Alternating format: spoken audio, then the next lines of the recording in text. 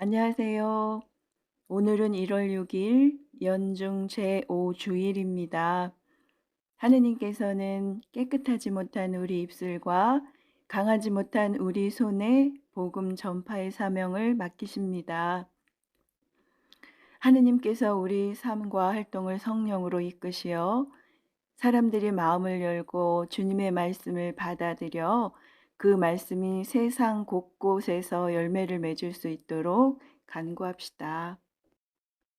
오늘 제1 독서인 이사야서의 말씀에서는 만군의 주님께서 내가 누구를 보낼까 하시자 이사야 예언자는 제가 있지 않습니까? 저를 보내십시오 하고 아뢰입니다.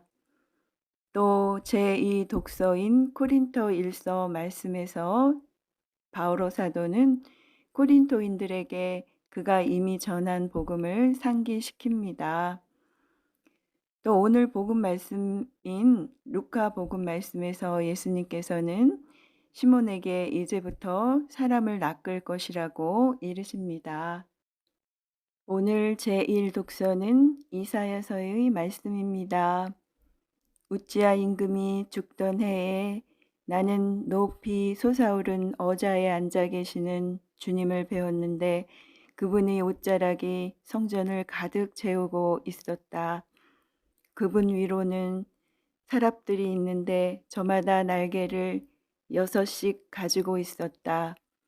그리고 그들은 서로 주고받으며 외쳤다. 거룩하시다, 거룩하시다, 거룩하시다, 만군의 주님.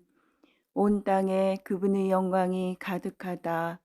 그 외치는 소리에 문지방 바닥이 뒤흔들리고 성전은 연기로 가득 찼다. 나는 말하였다. 큰일 났구나. 나는 이제 망했다. 나는 입술이 더러운 사람이다. 입술이 더러운 백성 가운데 살면서 임금이신 만군의 주님을 내 눈으로 뵙다니. 그러자 사랍들 가운데 하나가 제단에서 타는 숯을 부집개로 집어 손에 들고 나에게 날아와 그것을 내 입에 대고 말하였다. 자, 이것이 너희 입술에 닿았으니 너희 죄는 없어지고 너희 죄악은 사라졌다. 그때에 나는 이렇게 말씀하시는 주님의 소리를 들었다. 내가 누구를 보낼까? 누가 우리를 위하여 가리오? 내가 아뢰었다. 제가 있지 않습니까? 저를 보내십시오. 주님의 말씀입니다. 이어서 제2 독서 사도 바오로의 코린토 일서 말씀입니다. 형제 여러분, 내가 이미 전한 복음을 여러분에게 상기시키고자 합니다. 여러분은 이 복음을 받아들여 그 안에 굳건히 서 있습니다. 내가 여러분에게 전한 이 복음 말씀을 굳게 지킨다면 또 여러분이 헛되이 믿게 된 것이 아니라면 여러분은 이 복음으로 구원을 받습니다. 나도 전해받았고 여러분에게 무엇보다 먼저 전해준 복음은 이렇습니다.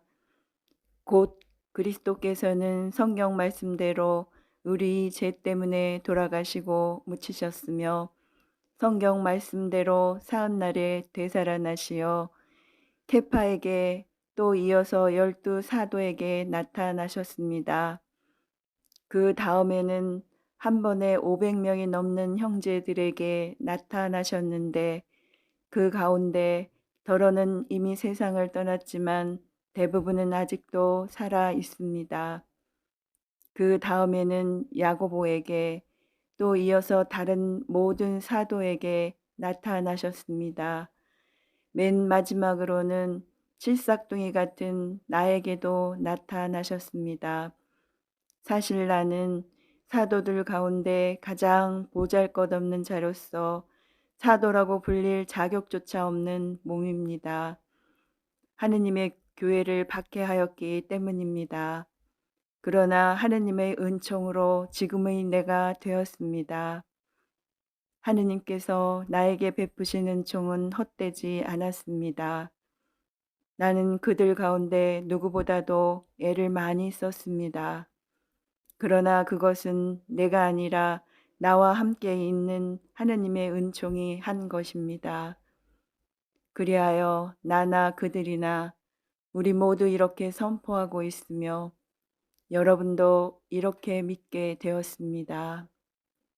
주님의 말씀입니다. 이어서 오늘의 복음 말씀은 루카가 전한 거룩한 복음입니다. 예수님께서 겟네사렛 호숫가에 서 계시고 군중은 그분께 몰려들어 하느님의 말씀을 듣고 있을 때였다. 그분께서는 호숫가에 데워놓은 배 두 척을 보셨다. 어부들은 거기에서 내려 그물을 씻고 있었다.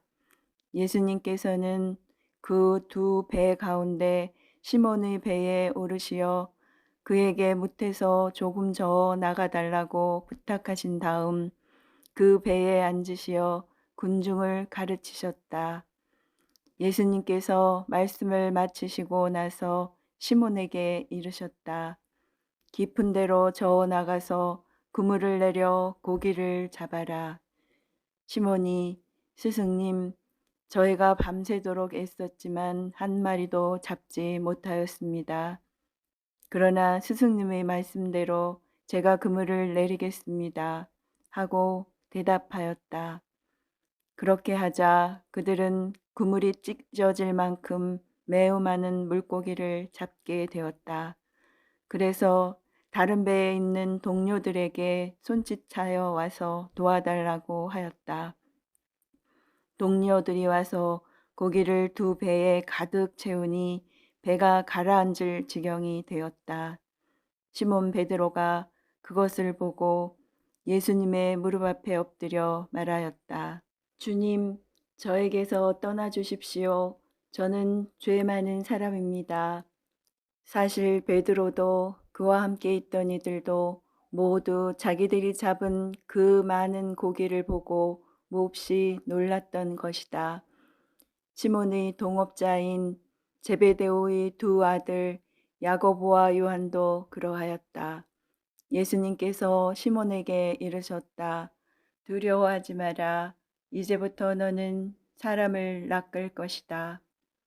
그들은 배를 저어다 무태에 데워 놓은 다음 모든 것을 버리고 예수님을 따랐다. 주님의 말씀입니다. 이어서 오늘의 묵상입니다. 오늘 독서와 복음에 나오는 인물들은 하나같이 보잘것없는 처지에 놓여 있었지만 오로지 하느님의 은총으로 선택되어 특별한 소명을 부여받은 사람들입니다. 제1 독서에서 자신을 입술이 더러운 사람으로 묘사한 이사야는 수투의 정화로 새로워져서 하느님의 말씀을 전하는 거룩한 입술을 지니게 됩니다.